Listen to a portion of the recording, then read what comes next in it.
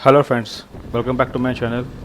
तो मैं आज बताने वाला हूँ आपको कि कुछ कुछ information related to the tolls and all. जैसे कि आप लोग देख सकते हो कि ये टोल का आ गया, करीब आपके राइट साइड में लिखा हुआ है कि 500 मीटर की दूरी पे ही है, जो कि उसको इंडिकेट करता है थोड़ी स्पीड से स्लो कर लो जो टोल आने वाला है। ओके, क्योंकि लास्ट टाइम पे स्पीड ब्रेक लगाना है, स्पीड अगर सही से बहुत तेज रही तो फिर दिक्कत हो सकती है आपको। और लेफ्ट साइड में देख रहे हो आप काफ़ी बोर्ड्स लगे हुए हैं जो कि इन्फॉर्मेशन देते हैं, लेकिन कई बार हमारे पास टाइम होता नहीं है कि हम कौन सी इन्फॉर्मेशन पढ़ पाएँ या फिर हम सीधे टोल से निकलते जाते हैं। और तो कुछ इन्फॉर्मेशन मैं आपसे शेयर करूँगा और कुछ अपना एक बताऊँगा एक्सपीरियंस मेरा आगरा लखनऊ एक्सप्रेस वे पे या फिर आपका इस NH 44 पे। ओके, रोड कंडीशन बता चुका हूँ वैसे मैं लास्ट वाले ब्लॉग में आपका, जो कि आगरा से मतलब कि बेंगलोर में ट्रिप कर रहा हूँ पूरी। तो मैं बाया नागपुर आया था, तो नागपुर में जो आपको बाईपास टोल था उससे करीब 500 मीटर पहले आपका रोड बहुत ज़्यादा ख़राब था, मतलब कि उसमें कंकड़ पड़े हुए थे रास्ते में।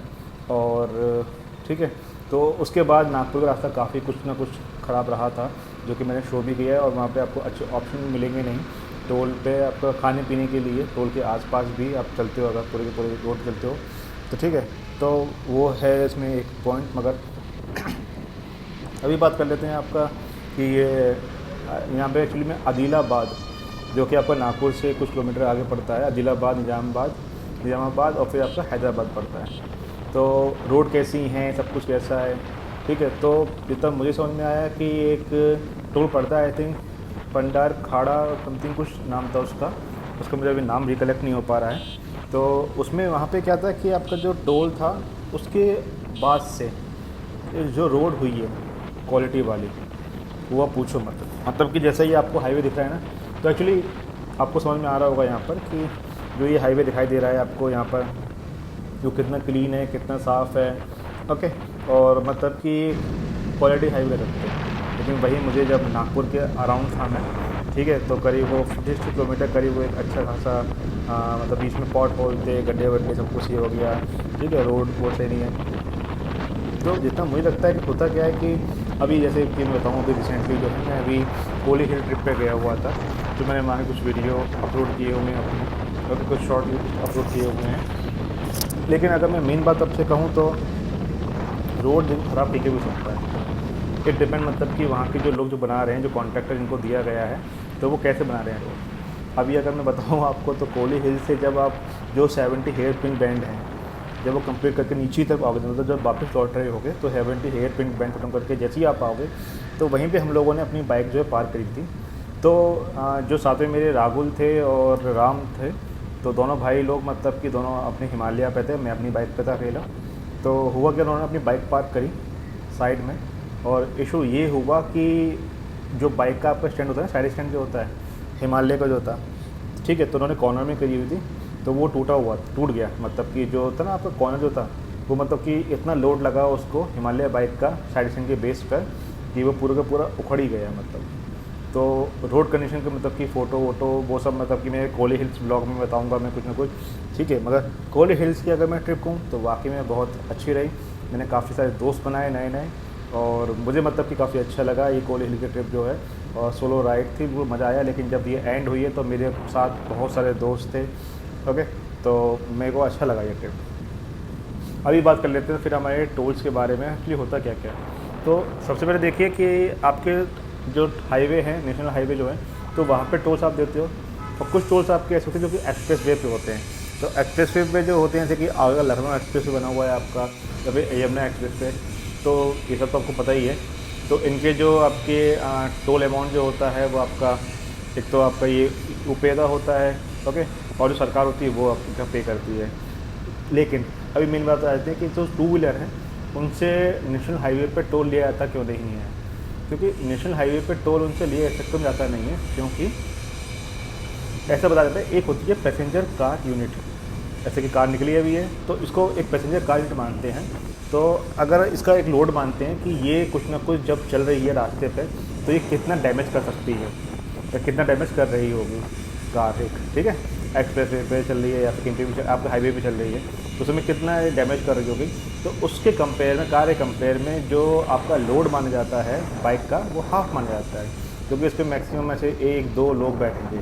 Okay, depend on the bike type. तो उसके बेस पे मान लेता है कि ये आपका कुछ भी नेशनल हाईवे को कुछ भी आपका डैमेज नहीं कर रही है बाइक, तो इसी कारण उसके बेस पे आपका टोल जो है नहीं लिया जाता है। लेकिन वहीं पे आप जब आप जैसे मैंने बताया स्टार्टिंग में कि कुछ बोर्ड पड़े थे लेफ़्ट साइड में, तो बताते हैं आपका कि एक पैसेंजर कार मतलब कि एक कार मान लेते हैं तो कार का टोल लगता है, ओके। और कार से पैसेंजर एक 1 पीसी से अगर जो लेस होगा, जैसे कि बाइक है या फिर मोटरसाइकिल कुछ भी हो गया या फिर साइकिल हो गई आपकी, ओके, तो इन सबको एक कार से कम यूनिट माना जाता है, तो इन पर कोई भी चार्जेस नहीं लगते हैं नेशनल हाईवे। लेकिन अभी आप वहीं पे क्वेश्चन पूछोगे कि आपका ये जो एक्सप्रेस वे बने हुए हैं तो उन पे मतलब क्यों लेता है। एक्चुअली एक्सप्रेस वे पे आपकी बाइक्स अलाउड नहीं होती हैं। क्यों? क्योंकि यहाँ पे अगर एक्सीडेंट होता है तो फिर कहीं खतरा होता है। तो लेकिन अगर ये कहने वाली बात है, लेकिन बाइक अगर अलाउड आप कर रहे हो तो इट सिंपली मैटर कि वहाँ पे जो सेफ्टी है, सिक्योरिटी है, वो आपको मैटर नहीं करती, ठीक है। क्योंकि आप जो चला रहे हो या फिर जो सरकार है जो कह रही है कि आज तक कि ये हम लोग एक्सप्रेस वे अलाउ कर रहे हैं, तो सिंपल सी बात ये है कि उनको एक्सप्रेस वे पर चार्जेस देने होते हैं डायरेक्टली। भले ही आप कोई भी अपना कुछ ही बोले स्टार्टिंग में कि हम चार्जेस नहीं लेंगे, ये नहीं करेंगे, वो नहीं करेंगे, तो वो सब वादे होते हैं सरकार के, वो आप सबको पता है कि कैसे वादे होते हैं, ठीक है। तो एक्चुअली एक्सप्रेस वे पर टोल मतलब कि एक्सप्रेस वे पर आपकी जो बाइक्स होती हैं वो अलाउ नहीं होती हैं, तो वो लास्ट में आपका ये दे देते हैं, ठीक है, कि ये आपका वो देते हैं आपका एक आपका मतलब एक आंसर दे देते हैं आपको कि हम टोल पे चार्जेस क्यों कर रहे हैं। बाइक अलाउड नहीं होती, लेकिन बाइक अलाउड अगर कर रहे हैं तो उसके बेस पे क्या होगा कि आपके नंबर जो बाइकर हैं वो कम जाएंगे अगर टोल लगेगा तो। ऐसा कुछ नहीं है फ़िलहाल, तो जिसको जाना हो वो तो जाएगा, ठीक है। दूसरी बात क्या है आपका कि जैसे जैसे आपकी बाइक चल रही है फिर, ठीक है, तो नेशनल हाईवे आपसे लिया नहीं गया पैसा कुछ भी। और अगर मैं कहूँ तो एक मेरा एक्सपीरियंस है आगरा लखनऊ एक्सप्रेस वे पे। तो हुआ क्या था कि मैंने अपनी मतलब मुझे आगरा लखनऊ जाना था और काफ़ी जल्दी जाना था, कुछ काम थे ऐसे, जल्दी जाना था। तो मेरी जो आपकी कार थी, मैं कार से ही गया था उस टाइम पे अकेला। तो कार से मैं जा रहा था जब मैं, तो मैंने देखा कि रास्ते मतलब कि बहुत ज़्यादा मतलब कि आपका मैंने स्पीड पे तेज़ रखी थी गाड़ी। अगर मैं कहूँ तो करीब मैंने 120 प्लस रखी होगी, ठीक है, या करीब 100 प्लस तो रखी होगी। और मैं देखता हूँ कि काफ़ी मतलब कि होता है। तो अगर आप सोचते हो कि आपकी जो कार है या फिर जो आपके जो आते हैं आपके कैमरे लगे होते हैं जिससे कि आपकी रिकॉर्डिंग होती है कि आपकी कितनी स्पीड थी, तो आप सोचते हो कि अगर आपकी जो कार को रिकॉर्ड जब किया जा रहा है तो सिर्फ उसी जगह पे किया जाएगा, क्योंकि अगर 3-4 का एक पॉइंट पड़ देंगे यहाँ पे दिखाई देता है कि आपके कार रिकॉर्डिंग पे लगा हुआ है, जिससे ही पता जाएगा आपको स्पीड क्या है। उसमें से आपका स्मार्ट डिटेक्शन एक होता है जिससे कि आपकी इमेज को सर्च करके उसमें से जो टेक्स्ट लिखा हुआ है जो कि आपके नंबर प्लेट होगी उसको पता लग जाता है। और पता लगाने के बाद फिर उसके जिस बंदे पे रजिस्टर्ड है वो उसको भेज देता है मैसेज करीब 10-12 दिन के अंदर ही कि आपका ये जो स्पीड थी वो ओवर लिमिट थी, ओके। तो मेरी कहीं कहीं पे हो गई थी ओवर लिमिट, डेफिनेटली मैं मान सकता हूँ, ओके। लेकिन करीब 10-12 दिन बाद मेरे पास करीब 2000 रुपये का चालान आया था आगरा लखनऊ एक्सप्रेस वे पर। ये मेरा एक्सपीरियंस है। तो मैं ये कहूँगा कि हाँ, मतलब मेरे को थोड़ा जल्दी थी उस टाइम पे जाने की, तो मैं कहूँगा मेरी गलती है। हमेशा टाइम पे निकलना चाहिए इंसान को, ओके।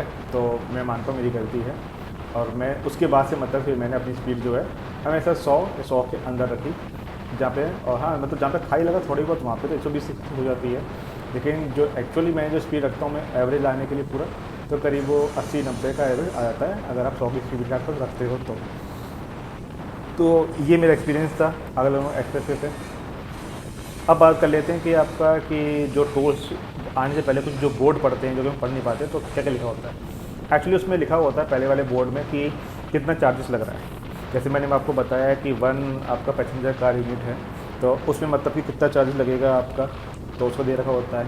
और आप वहीं पर ही 24 घंटे के अंदर ही अगर वापस आप लौट के आ जाते हैं उसी टोल से, तो वो पर्ची आपकी करीब ऐसे मान लीजिए कि अगर एक्स रुपीज़ लग रहा है आपका, अगर मान लीजिए 100 रुपये लग रहा है आपका एक तरफ जाने में, और जब वापस आओगे 24 घंटे के बाद तो मतलब आपका 100 रुपये और लगेगा वापस लौटते वक्त, ठीक है। लेकिन मेन बात यह है कि अगर आपको पता है कि आप जा रहे हो और आप लौट फटाफट से आ जाओगे तो आप डबल टोल कटवा लीजिए, जिससे कि आपके जो पैसे कुछ सेव हो सकें। अगर आपको पक्का कंफर्म है कि मैं 24 घंटे से पहले ही आ जाऊँगा वापस लौट के, ओके। और ये टनल पड़ता रास्ते में जब मैं जा रहा था हैदराबाद की तरफ, आदिलाबाद निजामाबाद से होते हुए, ठीक है। तो मतलब रोड अच्छी है और ये टनल भी काफ़ी मतलब कि सही था। और यहाँ पे मैंने हल्का सा आरआर को रोर किया।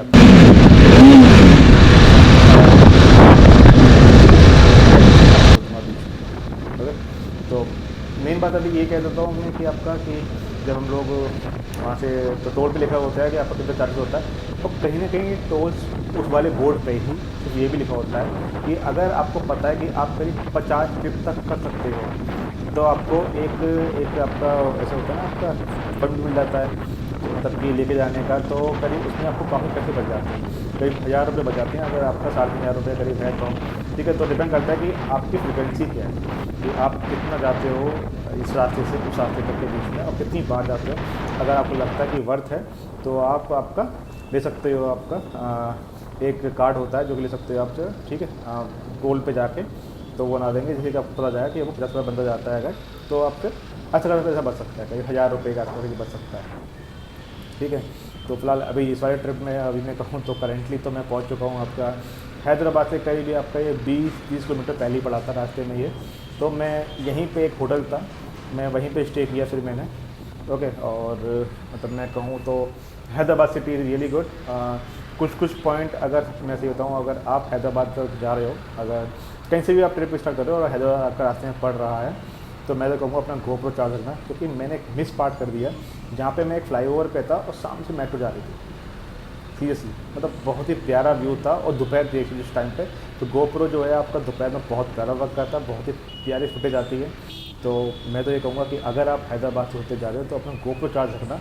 मेरे पे चार्ज हो नहीं पाया था और हल्का सा मतलब कि मैं थोड़ा धूप ज़्यादा गर्मी थी, मतलब गर्मी जैसी है वहाँ पे हल्की सी, मैं तो ये कहूँगा। लेकिन हाँ, अगर आप बाइक राइड करो तो गर्मी ज़्यादा लगती नहीं है, लेकिन इट डिपेंड्स एक्चुअली कि जैसे मैंने बताया आपको कि आंध्र प्रदेश में जब मैं था तो वहाँ पे जब मैं उठा था तो मेरे को बहुत ज़्यादा गर्मी लग रही थी, चक्कर मैंने बाइक थोड़ी देर रोकी, 2-3 घंटे आराम किया, थोड़ी जब धूप कम हो गई तब मैंने स्टार्ट किया। और अभी इस समय मतलब समझ लो कि इसके आधे घंटे के बाद ही, इस जगह पहुँचने के बाद ही करीब में आधे घंटे के बाद ही रूम पे था, मतलब मैंने होटल बुक किया हुआ था। ओके, तो ये सब मतलब डायनामिकली रूम मैंने बुक किया। डायनामिकली रूम क्या को बोल रहा हूँ मैं कि ऐसे तो मैंने पहले दिन से बुक कर रखे हैं रूम सारे के सारे।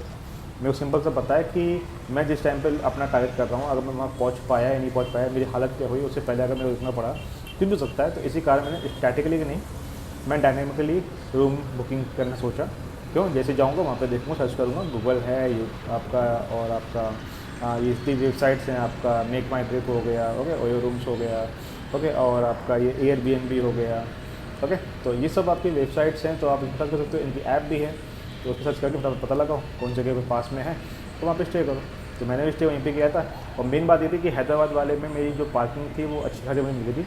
एक्चुअली उन्होंने घर में ही बना रखा था। अभी थोड़ा सा टाइम रह गया है, थोड़ा बात और कर लेते हैं। देखिए तो टोल पे आपका एक तो ये दोगे कितने चार्जेस लगते हैं यहाँ पे। फिर टोल के नेक्स्ट बोर्ड पे आपको ये भी लिखा होता है कि कौन कौन सी ऐसी गाड़ियाँ हैं, कौन कौन सी ऐसी पोस्ट हैं, कौन कौन सी पोस्ट हैं इंडियन गवर्नमेंट की तरफ से, या फिर किसी ऑल 82 मतलब कोई फिजिकल डिसेबल है तो ऐसी कौन कौन सी गाड़ियाँ हैं जो कि आपका एग्जाम्प्टेड हैं। तो नेशनल हाईवे पे आपकी बाइक से एग्जाम्प्टेड होती हैं, क्योंकि वो मानते हैं कि आपका 0.5 में आती है। वहीं पे एक्सप्रेस वे पे चार्जेस लेते हैं। एट द सेम टाइम आपके फिजिकल डिसेबिलिटी वाली अगर कोई कार है जो कि बंदा किसी को मतलब कि जाता है तो वो सब आपके एग्जाम्प्टेड हैं। प्लस का आपके गेजेटेड ऑफिसर हो गए आपके, या फिर आपके प्राइम मिनिस्टर ऑफ इंडिया हो गए, तो इन सब पे टोल चार्जेस नहीं लगते हैं। ठीक है, आप किसी भी लाइन में जाइए टोल चार्जेस नहीं लगते हैं। ओके, मगर बाइक वालों के लिए होता है कि सिंपली लेफ्ट मोस्ट में, इंडिया के अंदर लेफ्ट मोस्ट पे आ जाइए और अपने एग्जाम्प्टेड जो आपका फ़ायदा ले सकते हैं उसको। तो यहीं पे ओके, और क्या क्या था उसके अंदर कि आपका कि कौन कौन सा मतलब कि कितना किलोमीटर रास्ता गया हुआ है। एक चीज़ और, जब भी ये टोल चार्जेस करते हैं तो ये टोटली देखते हैं स्ट्रेच कितना है, मतलब कितने किलोमीटर तक आप लगातार आपका मतलब कि ये पूरा रास्ता रहेगा, तो उसके बेस पर टोल चार्जेस होते हैं। ओके, और 60 किलोमीटर का मान जाता है कि एक दूसरा टोल आपका पड़ेगा। तो अगर कोई कम बनाया जाता है तो फिर वो डिपेंड करता है कि आप RTO फाइल कर सकते हैं, पता लगाने की इन्फॉर्मेशन क्या क्या है जो कि वेबसाइट पे अपडेट होती है। तो फिलहाल मैं अभी यहीं पे रोकता हूँ और ब्लॉग काफ़ी लंबा हो चुका है। Thank you, thanks and all, have a great day ahead, bye bye.